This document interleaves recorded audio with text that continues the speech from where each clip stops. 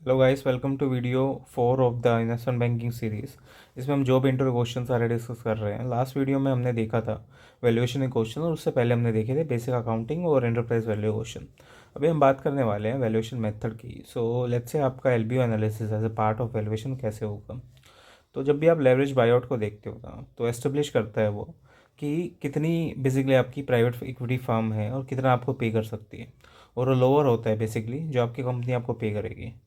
एक floor set of valuation देखा जाता है कंपनी का, जिस पर आप देख रहे हो। लेट्स से आपने लिखा कि मेरे बिज़नेस की वैल्यू 10 रुपये है, तो प्राइवेट इक्विटी आपको उसके 8 रुपये पे करेगा, क्योंकि उसको भी तो प्रॉफिट कमाना है ना, 2 रुपये मैनेजमेंट फीस के बेसिस पे। तो उसमें क्या होगा, वो फ्लोर वैल्यूएशन देता है आपको, बिल्कुल ही जो बिल्कुल नीचे का वैल्यूएशन होता है, कंपनी की एक्चुअल वर्थ से भी नीचे आपको उसमें काम करना पड़ता है।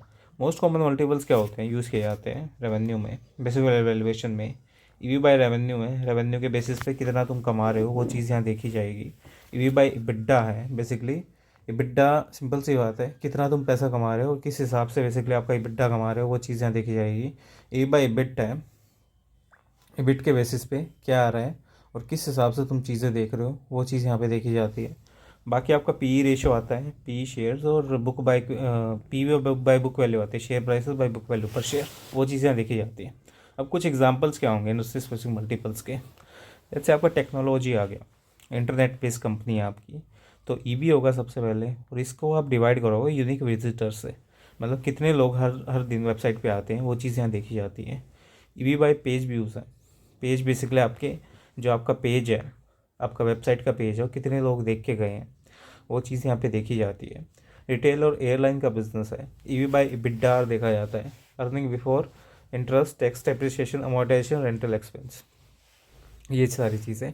क्योंकि रेंटल क्या है, आपका पार्ट होता है, लीज वहाँ पर पार्ट होता है, आपकी गुडविल पार्ट होती है रिटेल और एयरलाइन बिजनेस में, क्योंकि आप प्लेन्स रेंट पे लेते हो, एयरलाइन बिजनेस में आप स्पेस रेंट पे लेते हो, जिसके वजह से आप अपना बिजनेस कर रहे हो, तो हर एक चीज़ मैटर करती है।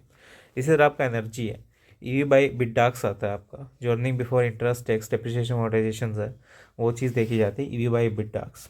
अब नेक्स्ट आपका ईवी बाई डेली प्रोडक्शन आता है, जिस हिसाब से आप ईवी का काम कर रहे हो, डेली कितना प्रोड्यूस कर रहे हो वो चीज़ें देखी जाती है। EV by prove reserve quantity आता है एनर्जी में।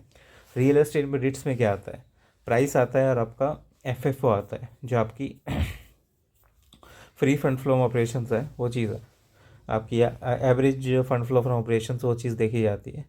और बेसिकली आपके टेक्नोलॉजी और एनर्जीज़ में आपका स्ट्रेट फॉरवर्ड रहती हैं चीज़ें। अगर आप ट्रैफिक और एनर्जी देखते हो, रिजर्व्स का वैल्यू ड्राइवर्स होते हैं other than the revenue profit. Retails और एयरलाइंस है, उसमें आप एड बैक करते हो रेंट को, क्योंकि कुछ कंपनी ओन करती है खुद की बिल्डिंग और कैपिटलाइज करती है एक्सपेंसेस को, और जहाँ पे दूसरे अदर रेंट्स होते हैं वो चीज़ें यहाँ देखी जाती है, जिसमें रेंटल एक्सपेंसेस आपके फॉरवर्ड किए जाते हैं। एनर्जीज़ के लिए सारी वैल्यू ड्राइव होती है कंपनी से, reserve of oil and gases से, जो एक्सप्लेन करते हैं लास्ट 2 मल्टीपल्स के बेसिस पे। इबिडाक्स आपका कुछ कंपनीज़ के लिए होता है जो कैपिटलाइज करते हैं एक्सप्लेनेशन एक्सपेंसेस को, और एडबैक करते हैं उस चीज़ को नॉर्मलाइज करने के लिए। आपका रेट्स होते हैं, फंड फ्लो ऑपरेशंस होता है, कॉमन मेट्रिक होती है। डेप्रिसिएशन इसमें ऐड होता है, फिर सब्ट्रैक्ट होता है गेन करने के sale of property. Depreciation non cash है आपका, जो लार्ज एक्सपेंसेस है रियल एस्टेट में, वो चीज़ देखी जाती है। जब भी आप ये देखते हो कि इंडस्ट्री स्पेसिफिक मल्टीपल्स होते हैं, EV by scientist, EV by subscribers, तो आप एंटरप्राइज वैल्यू की जगह इक्विटी वैल्यू क्यों लगाते हो, सॉरी इक्विटी की जगह एंटरप्राइज क्यों लगाते हो। एंटरप्राइज वैल्यू क्या है, जो साइंटिस्ट है, सब्सक्राइबर्स हैं, अवेलेबल होते हैं सारे इन्वेस्टर्स के लिए, डेट हो गया, इक्विटी हो गया, सबके लिए, तो इसलिए हम एंटरप्राइज वैल्यू लगाते हैं इसमें।